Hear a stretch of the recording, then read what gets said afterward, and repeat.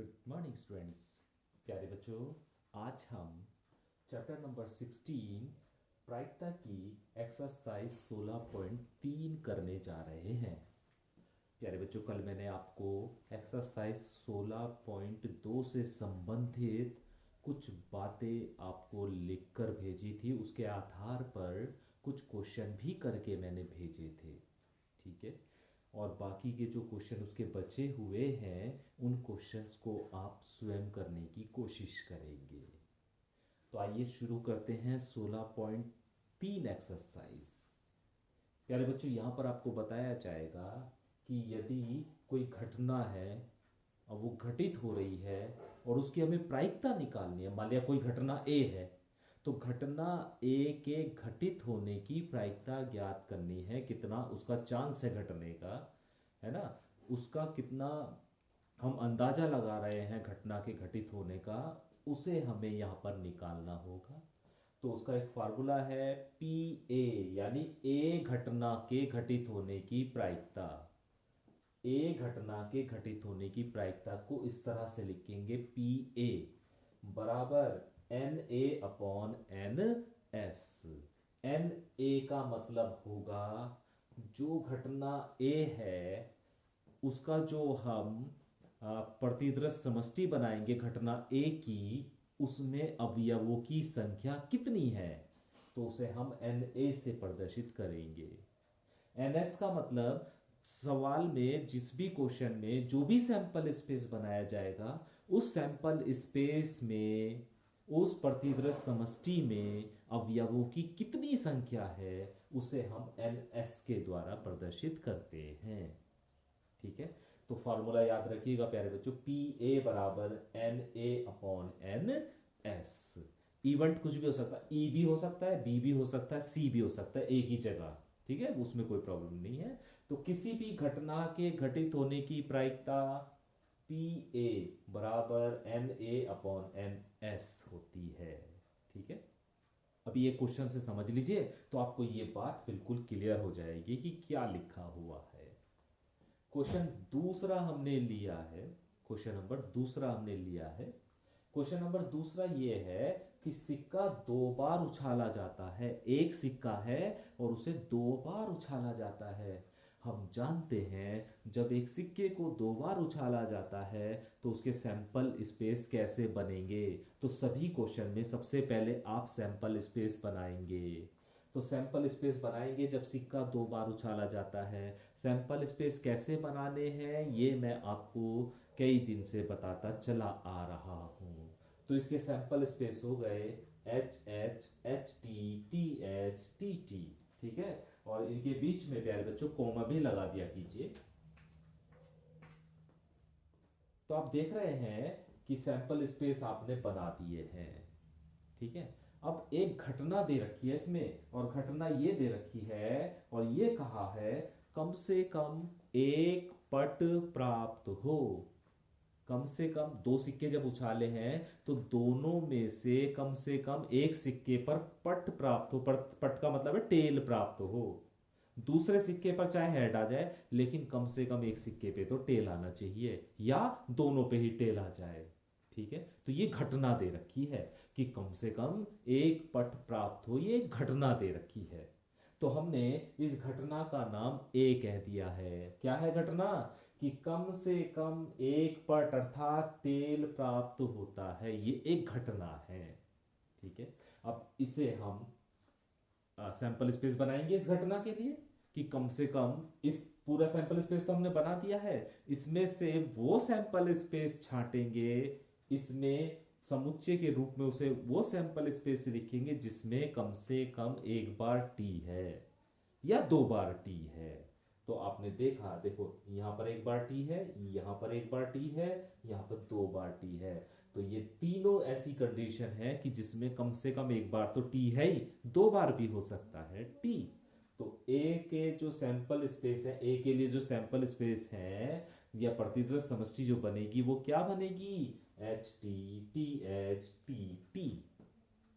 मुझे उम्मीद है कि ये दोनों बातें आपको समझ में आ गई होंगी। अभी प्यारे बच्चों आप देखेंगे एन एस, क्या निकालना है हमें? एन एस, मतलब ये जो आपने प्रतिदृश समष्टि बनाया है दो सिक्कों का, उसमें कितने अवयव हैं? तो आप देख रहे हैं कितने अवयव हैं? 4 अवयव हैं। तो एनएस का मतलब 4 हो गया है। ठीक है। ए, घटना जो ए है, यानी एन ए देखेंगे, अब एन ए निकालेंगे, घटना ए से एन ए निकालेंगे। और एन ए का मतलब क्या हो गया कि घटना ए में जो आपने सैंपल स्पेस बनाए हैं वो कितने अवयव हैं उसमें, तो आपने देखा 1 2 3, तो एन ए हो गया आपका 3। तो देखो एन एस आपका 4 हो गया, एन ए आपका 3 हो गया। और हमें इस घटना की प्रायिकता निकालनी है, कम से कम एक पट प्राप्त होता है, इसकी प्रायिकता निकालनी है, एक ही घटना ए की प्रायिकता निकालनी है। तो क्या लिखेंगे जी? घटना ए की प्रायिकता, पीए। पीए का मतलब क्या है? घटना ए की प्रायिकता। और ये बराबर क्या होगा? N A upon N S. N A आप निकाल चुके हो, एन एस आप निकाल चुके हो, वैल्यू रख दीजिए, तो ये 3/4 आ जाएगी। ठीक है। तो ए घटना के घटित होने की प्रायिकता 3/4 होगी।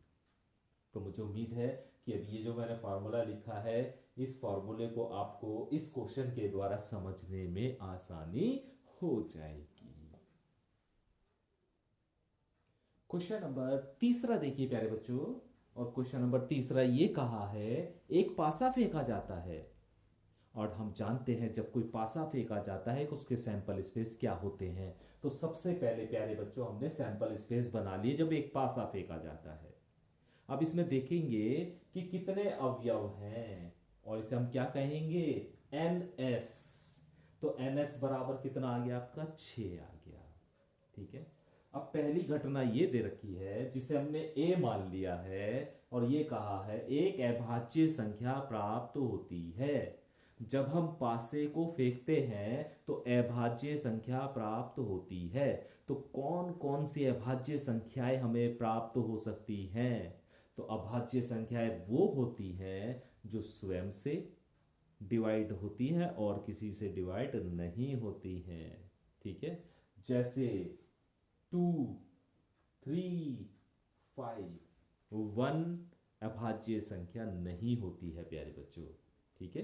तो इसलिए अभाज्य संख्याएं जो होती हैं वो होती हैं 2 3 5। तो यहां पर ये 3 ही संख्याएं अभाज्य हैं, 2 3 5। तो ए जो हमारा सैंपल स्पेस बनेगा घटना ए के लिए वो बनेगा 2 3 5, क्योंकि कहा है ना अभाज्य संख्या प्राप्त होती है। तो यहां से एन ए निकाल लीजिए, एन ए बराबर 3 आ गया। अब अभाज्य संख्या प्राप्त हो इसकी प्रायिकता निकालनी है, तो फॉर्मूला पी ए, घटना ए की प्रायिकता निकालनी है, तो पी ए बराबर N A upon N S. N A upon N S. N A की वैल्यू आपको पता है, एन एस की वैल्यू आपको पता है, तो ये हो गए 3/6 या 1/2। तो इस तरह से प्यारे बच्चों दी गई घटना की प्रायिकता ज्ञात करते हैं। एक और पार्ट देख लीजिए। बी, दूसरे पार्ट में कहा है एक और घटना दे रखी है जिसे मैंने बी नाम दे दिया दूसरी घटना को। और दूसरी घटना क्या है कि 3 या 3 से बड़ी संख्या का आना, 3 आए या 3 से बड़ी संख्या आए।